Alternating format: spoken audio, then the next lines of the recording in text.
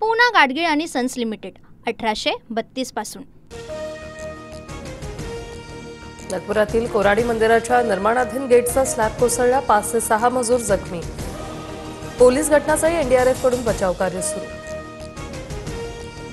विधानसभा निवडणुकीवेळी 2 माणसं भेटली, 160 जागा निवडून आणण्याची गॅरंटी देत होते, मात्र मी आणि राहुल गांधींनी हा मार्ग नाकारला। शरद पवार यांचा मोठा गौप्यस्फोट। राहुल गांधींसारख्या कपोलकल्पित कहाण्या आता शरद पवारही सांगू लागले। त्यांच्यावर राहुल गांधींच्या भेटीचा परिणाम, शरद पवारांच्या दाव्यावर मुख्यमंत्री फडणवीसांची टीका। शरद पवारांच्या दाव्यामध्ये तथ्य असेल, निवडणूक आयोगावर टीका केली की भाजपला झोंबतं, आदित्य ठाकरेंची टीका। राहुल गांधींनी निवडणूक आयोगावर आक्षेप घेतला असताना भाजप आणि मुख्यमंत्र्यांनी उत्तर देण्यास पुढे येण्याचं कारण काय? राहुल गांधींच्या प्रश्नांना आयोगाकडून उत्तर हवंय, शरद पवारांची प्रतिक्रिया। संसदेतील शपथ सुप्रीम कोर्टात चालेल का? आयोगाने मागितलेल्या शपथपत्रावरून फडणवीसांचा राहुल गांधींना सवाल, खोटं बोलायचं आणि पळून जायचं, फडणवीसांकडून राहुल गांधींचा पळपुट असा उल्लेख। सोमवारी इंडिया आघाडीचा मोर्चा केंद्रीय निवडणूक आयोगाच्या कार्यालयावर धडकणार। राहुल गांधींच्या मत चोरीच्या दाव्यानंतर देशभरात निवडणूक आयोगाविरोधात वातावरण तापायला सुरुवात। शिर्डी मतदारसंघातही मतदार नोंदणी घोटाळा, आयोगाकडे माहिती मागूनही ती दिली नाही, बाळासाहेब थोरात यांचा आरोप। तर स्वतःचा अपयश झाकण्यासाठी थोरातांचं बेताल वक्तव्य, राधाकृष्ण विखे पाटील यांचा पलटवार।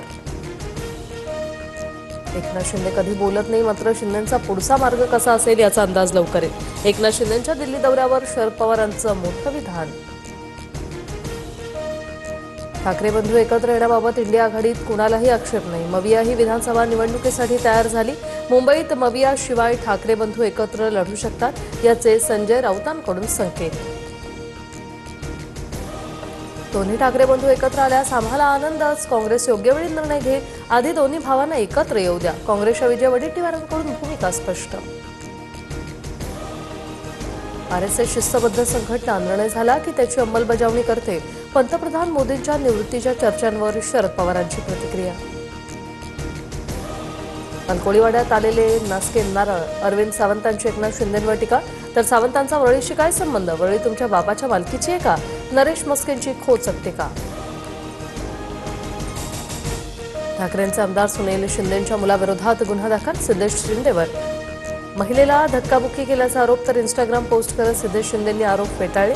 शिंदेंच्या शिवसेनेच्या महिला शाखा प्रमुखांनी केली होती तक्रार। जळगावच्या 40 गावात एकनाथ खडसेंविरोधात भाजप आक्रमक, खडसेंच्या फोटोला जोडे मारत एक कार्यकर्ता फोटोवर थुंकला, रुपाली चाकणकर चेकाळल्या, खडसेंनी केलं होतं वक्तव्य।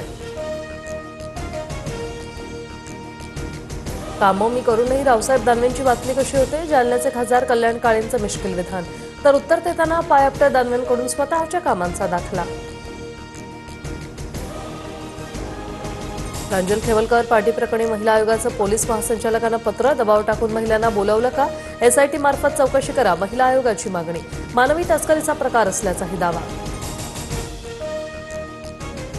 दादरमध्ये कबुतरांना खाद्य टाकणाऱ्या महेंद्र संकलेच्यावर गुन्हा दाखल, शिवाजी पार्क पोलिसांकडून गाडीही जप्त, हायकोर्टाच्या नियमांचं उल्लंघन केल्याने कारवाई।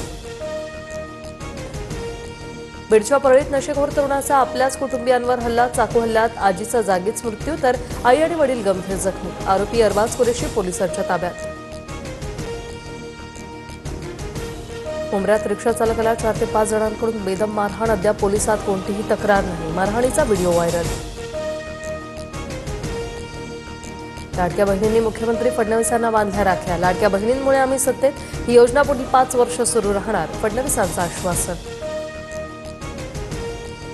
माधुरी हत्तीणीसाठी नांदणी मठ आणि वनतारा सोमवारी सुप्रीम कोर्टात संयुक्त याचिका दाखल करणार, मठाच्या परिसरात हत्तीणीसाठी पुनर्वसन केंद्र उभारण्याचा निर्णय।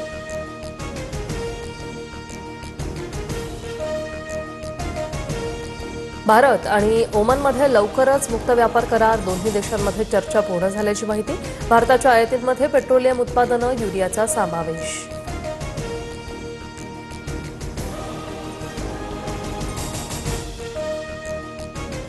पूना गाडगीळ आणि सन्स लिमिटेड 1832 पासून।